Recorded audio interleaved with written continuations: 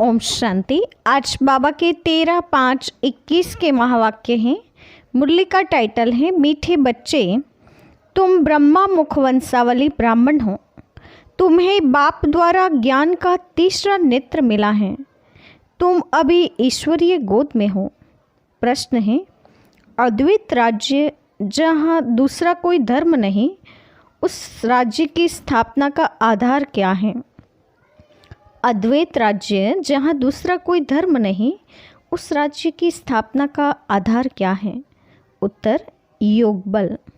बाहुबल से कभी भी अद्वैत राज्य की स्थापना हो नहीं सकती। वैसे क्रिश्चियन के पास इतनी शक्ति है जो अगर आपस में मिल जाए तो सारे विश्व पर राज्य कर सकते हैं, परंतु यह लो नहीं कह सकता। विश्व पर एक राज्य की स्थापना करना बाप का ही काम है। गीत है, छोड़ भी दे आकाश सिंहासन, रूप बदल के तू आजा रे। ओम शांति। बच्चों को ओम शांति का अर्थ तो बहुत ही बार समझाया है। ओम यानी मैं कौन? मैं आत्मा। यह शरीर हमारे आर्गन्स हैं। मैं आत्मा परमधाम की रहने वाली हूँ। भारतवासी पुकारते हैं कि हे दूर देश के रहने वाले आओ, क्योंकि भारत में अभी बहुत धर्मग्लानि दुख हो पड़ा है। आप फिर से आकर गीता का उपदेश सुनाओ। गीता के लिए ही कहते हैं श्री बाबा आइए, क्योंकि वह सबका बाप है। कहते हैं भारतवासियों पर फिर से परछाया पड़ा है माया रूपी रावण का, इसलिए सब दुखी और पतित हैं। पुकारते हैं रूप बदलकर आइए, अर्थात मनुष्य के रूप में आइए। तो मनुष्य रूप में आता हूँ। मेरा आना दिव्य और अलौकिक है। मैं गर्भ में नहीं आता हूँ, मैं आता ही हूँ साधारण बूढ़े तन में। तुम बच्चे जानते हो मैं कल्प कल्प अपना निराकारी रूप बदल कर आता हूँ। ज्ञान का सागर तो परमपिता परमात्मा ही है। कृष्ण को कभी भी नहीं कहेंगे। बाप कहते हैं मैं इस साधारण तन में आकर तुमको फिर से सहज राजयोग सिखा रहा हूँ। जब दुनिया पतित बन जाती है तब मुझे आना पड़ता है। कलयुग से सतयुग बनाने में आता हूँ। ब्रह्मा विष्णु शंकर का चित्र भी है। ब्रह्मा द्वारा स्थापना, शंकर द्वारा विनाश और फिर विष्णु द्वारा पालना। यह लक्ष्मी नारायण विष्णु के दो रूप हैं। यह तुम बच्चे जानते हो। बाबा फिर से रूप बदल कर आया है। वह हमारा सुप्रीम बाप भी है, सुप्रीम टीचर भी हैं, सुप्रीम गुरु भी हैं। और गुरु लोगों को सुप्रीम नहीं कहा जाता। यह तो बाप, टीचर और गुरु तीनों हैं। लौकिक बाप तो बच्चे की पालना कर फिर उनके स्कूल में भेज देते हैं। कोई विरला होगा जो बाप टीचर भी होगा, यह कोई कह न सके। सब आत्माएं मुझे पुकारती हैं।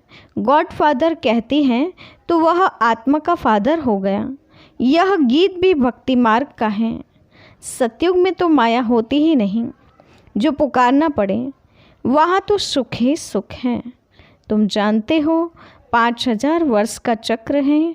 आधा कल्प सतयुग त्रेता दिन, आधा कल्प द्वापर कलयुग रात। तुम ब्रह्मा मुख वंशावली ब्राह्मण हो। ब्रह्मा का अथवा तुम ब्राह्मणों का भी रात दिन गाया जाता है। दिन रात का ज्ञान भी तुम बच्चों को है। लक्ष्मी नारायण को यह ज्ञान नहीं। अभी तुम संगम पर हो। जानते हो अभी भक्ति मार्ग पूरा हो, दिन उदय होता है। यह ज्ञान अभी तुमको बाप द्वारा मिला है। कलयुग में व सतयुग में यह ज्ञान किसको भी होता नहीं, इसीलिए गाया जाता है।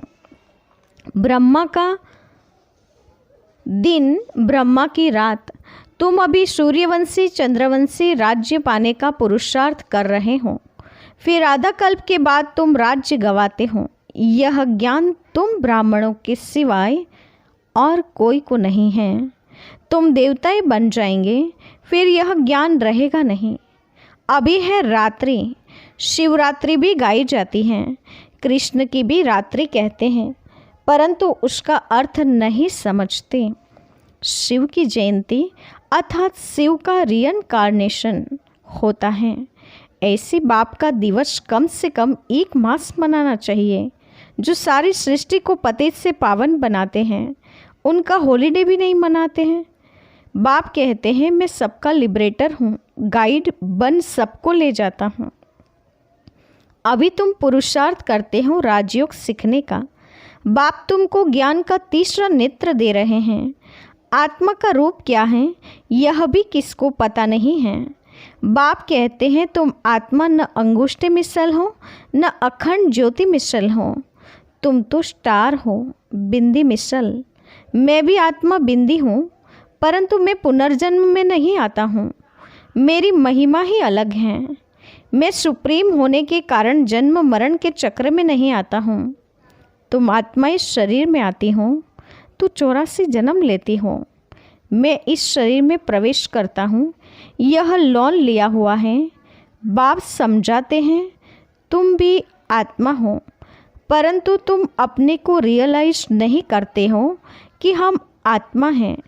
आत्मा ही बाप को याद करती हैं, दुख में हमेशा याद करते हैं, हे भगवान, हे रहम दिल, बाबा रहम करो। रहम मांगते हो क्योंकि वह बाप ही नॉलेजफुल, ब्लिसफुल, प्यूरिटीफुल हैं, ज्ञान में भी फूल हैं, ज्ञान का सागर हैं।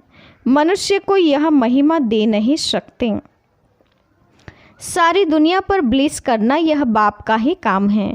वह है रचयिता, बाकी सब है रचना। क्रिएटर रचना को क्रिएट करते हैं।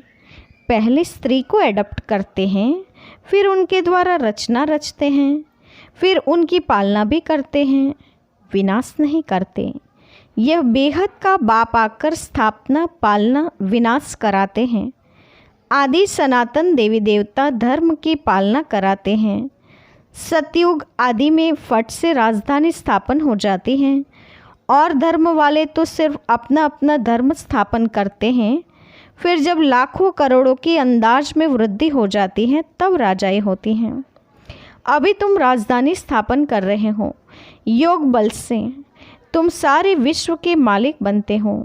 बाहुबल से कभी कोई विश्व पर राज्य कर नहीं सकता। बाबा ने समझाया है क्रिश्चियन में इतनी ताकत है कि वह आपस में मिल जाए तो सारे विश्व पर राज्य कर सकते हैं, परंतु बाहुबल से विश्व पर राज्य पाना यह लो नहीं कहता। ड्रामा में यह कायदा नहीं है जो बाहुबल वाले विश्व के मालिक बने। बाप समझाते हैं विश्व की बादशाही योग बल से मेरे द्वारा ही मिल सकती है। वहाँ कोई पार्टीशन नहीं है। धरती आकाश सब तुम्हारे होंगे, तुमको कोई टच नहीं कर सकता। उनको कहा जाता है अद्वैत राज्य। यहाँ है अनेक राज्य। बाप समझाते हैं 5000 वर्ष बाद तुम बच्चों को यह राजयोग सिखाता हूँ। कृष्ण की आत्मा अब सीख रही है। कृष्ण पहला नंबर प्रिंस था। वह इस समय 84 जन्म के अंत में आकर ब्रह्मा बने हैं।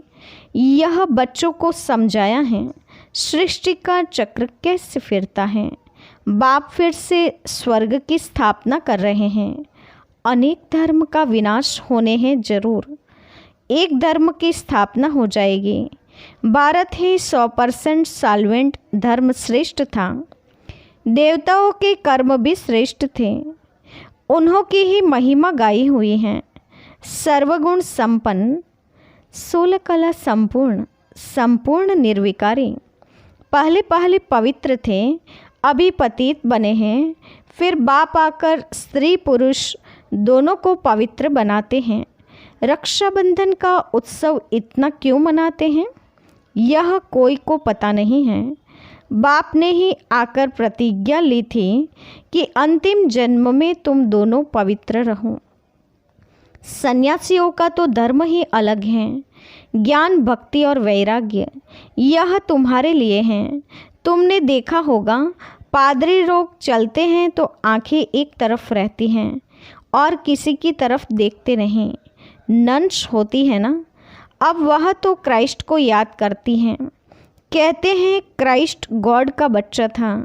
तुम्हारा कोई सफ़ेद कपड़े आदि से कनेक्शन नहीं है, क्योंकि तुम तो आत्मा हो। नन बट वन, एक को ही याद करना है, सच्ची नंस तो तुम हो। तुमको वर्षा उस बाबा से मिलना है, उनको याद करेंगे तभी विकर्म विनाश होंगे। इसीलिए बाप का फरमान है, मामेकम याद करो। आत्मा का निश्चय न होने कारण नन्स फिर क्राइस्ट को याद करती हैं। गॉड कौन है यह नहीं जानते। भारतवासी जो पहले पहले आते हैं वही नहीं जानते। लक्ष्मी नारायण को यह सृष्टि का ज्ञान थोड़े ही है, न वह त्रिकालदर्शी हैं। त्रिकालदर्शी तुम ब्राह्मण बनते हो, तुमको कौड़ी से बदल हीरे जैसा बाप बनाते हैं। अब तुम ईश्वरीय गोद में हो। तुम्हारा यह अंतिम जन्म बहुत अमूल्य है। भारत की खास, दुनिया की आम, तुम रूहानी सेवा करते हो। बाकी वह तो हैं जिस्मानी सोशल वर्कर्स। तुम हो रूहानी, तुमको सिखाने वाला सुप्रीम रूह है। हर एक आत्मा का बोलो, बाप को याद करो। बाप को ही पतित पावन गाया जाता है। तुमको गिरने में 84 जन्म लगते हैं, फिर चढ़ने में 1 सेकंड लगता है। यह तुम्हारा इस मृत्युलोक का अंतिम जन्म है। मृत्युलोक बाद मुर्दाबाद, अमरलोक बाद जिंदाबाद होना है। इसको अमर कथा कहा जाता है। अमर बाबा आकर तुम अमर आत्माओं को अमर युग में ले जाते हैं। अमरलोक की कथा सुनाते हैं। बाप कहते हैं, अच्छा और बातें भूल जाते हो तो सिर्फ अपने को आत्मा निश्चय कर मुझ बाप को याद करो। बुद्धि का योग मेरे साथ लगाओ तो तुम्हारे पाप भस्म हो, तुम पुण्य आत्मा बन जाएंगे। तुम मनुष्य से देवता बनते हो, यह नई बात नहीं है। 5000 वर्ष बाद बाप आकर तुमको वर्षा देते हैं। रावण फिर श्राप देते हैं। यह है खेल, भारत की ही कहानी है। यह बातें बाप ही समझाते हैं। कोई भी वेद शास्त्र आदि में नहीं है। इसलिए गॉडफादर को ही नॉलेजफुल, पीसफुल, ब्लिसफुल कहा जाता है। तुमको भी आप समान बनाते हैं। तुम भी पूज्य थे, फिर पुजारी बनते हो। आपे ही पूज्य, आपे ही पुजारी। यह भगवान के लिए नहीं है, तुम भारतवासियों की बात है। तुम पहले सिर्फ एक शिव की भक्ति करते थे। अव्यभिचारी भक्ति की, फिर देवताओं की भक्ति शुरू हुई, फिर नीचे उतरते आए। अब फिर तुम देवी देवता बन रहे हो। जो थोड़ा पढ़ते हैं वह प्रजा में चले जाएंगे, और जो अच्छी रीति पढ़ते पढ़ाते हैं वह राजाई में आएंगे। प्रजा तो ढेर बनती हैं। एक महाराजा की लाखों करोड़ों के अंदाज में प्रजा होंगी। तुम पुरुषार्थ करते ही हो कल्प पहले मुआफिक। पुरुषार्थ से पता पड़ जाता है कि माला में कौन कौन आने वाले हैं। प्रजा में भी कोई गरीब, कोई साहूकार बनते हैं। भक्ति मार्ग में ईश्वर अर्थ दान करते हैं। क्यों, ईश्वर के पास नहीं है क्या? या तो कहते हैं कृष्ण अर्पणम, परंतु वास्तव में होता है ईश्वर अर्पणम। मनुष्य जो कुछ भी करते हैं उनका फल दूसरे जन्म में मिलता है। एक जन्म के लिए मिल जाता है। अब बाप कहते हैं, मैं आया हूँ तुमको 21 जन्मों का वर्षा देने। मेरे अर्थ डायरेक्ट कुछ भी करते हो तो 21 जन्मों के लिए उसकी प्राप्ति तुमको हो जाती है। इनडायरेक्ट करते हो तो एक जन्म के लिए अल्पकाल का सुख मिल जाता है। बाप समझाते हैं, यह तुम्हारा सब मिट्टी में मिल जाना है, इसीलिए इसको सफल कर लो। तुम यह रूहानी हॉस्पिटल कम यूनिवर्सिटी खोलते जाओ, जहाँ से सब एवर हेल्दी वेल्दी बनेंगे। इनसे बहुत इनकम होती है। योग से हेल्थ और चक्र को जानने से वेल्थ। तो घर घर में ऐसी यूनिवर्सिटी कम हॉस्पिटल खोलते जाओ। बड़ा आदमी है तो बड़ा खोलें, जहाँ बहुत आ सके। बोर्ड पर लिख दो, जैसे नेचर क्योर वाले लिखते हैं, बाप सारी दुनिया की नेचर बदल प्योर बना देते हैं। इस समय सभी इम्प्योर हैं। सारी दुनिया को एवर हेल्दी एवर वेल्दी बनाने वाला एक बाप है जो अब तुम बच्चों को पढ़ा रहे हैं। तुम हो मोस्ट चिल्ड्रेन, तुम हो मोस्ट स्वीट चिल्ड्रेन। अच्छा, मीठे मीठे सिकिलते बच्चों के प्रति माता पिता बाप दादा का याद प्यार और गुड मॉर्निंग। रूहानी बाप की रूहानी बच्चों को नमस्ते। हम रूहानी बच्चों की रूहानी माता पिता बाप दादा को याद प्यार और नमस्ते। पूरी मुरली का धारणा युक्त मुख्य सार। पहली पॉइंट, अपने इस अमूल्य जीवन को रूहानी सेवा में लगाना है। खास भारत आम सारी दुनिया की सेवा करनी है। दूसरी पॉइंट, अपना सब कुछ सफल करने के लिए डायरेक्ट ईश्वर अर्थ अर्पण करना है। रूहानी हॉस्पिटल और यूनिवर्सिटी खोलनी है। आज का वरदान है, संपूर्ण समर्पण की विधि द्वारा सर्वगुण संपन्न बनने के पुरुषार्थ में सदा विजयी भव। संपूर्ण समर्पण की विधि द्वारा सर्वगुण संपन्न बनने के पुरुषार्थ में सदा विजयी भव। विस्तार है, संपूर्ण समर्पण उसे कहा जाता है जिसके संकल्प में भी बॉडी कॉन्शियस न हो। अपने देह का भान भी अर्पण कर देना है।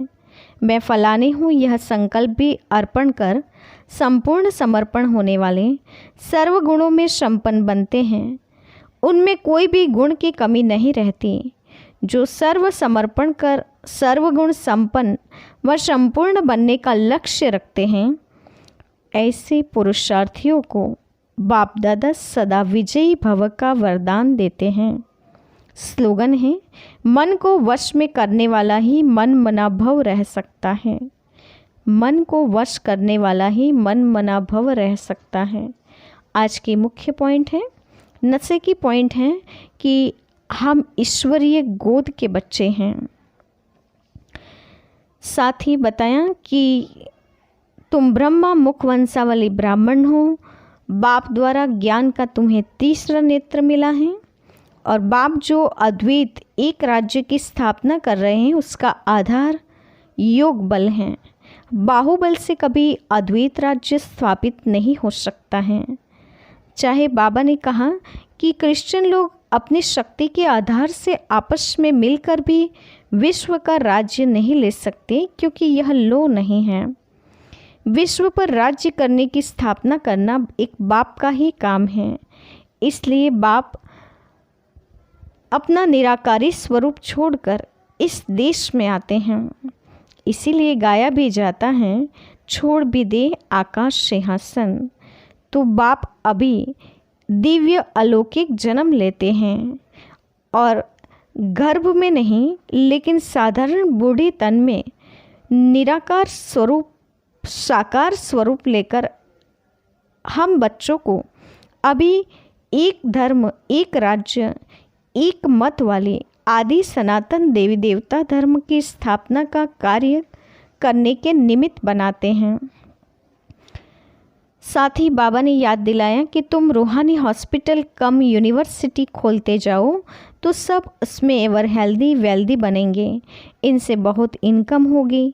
योग से ही हेल्थ और चक्र को जानने से वेल्थ मिल जाएगी।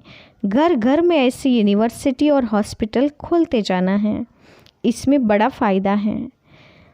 साथ ही बाबा ने कहा कि तुम मोस्ट स्वीट चिल्ड्रन हो, तुम मेरी गोद के बच्चे हो, तो इस बात का पूरा नशा होना चाहिए।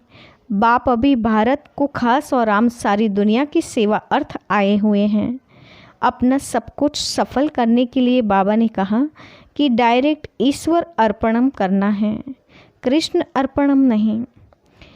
सब कुछ बाबा ने कहा विनाश में मिट्टी में मिल जाना है, इसीलिए सफल करना है। और संपूर्ण समर्पण के लिए बाबा ने कहा देहभान को छोड़ना है। देह के संपूर्ण अंश वंश को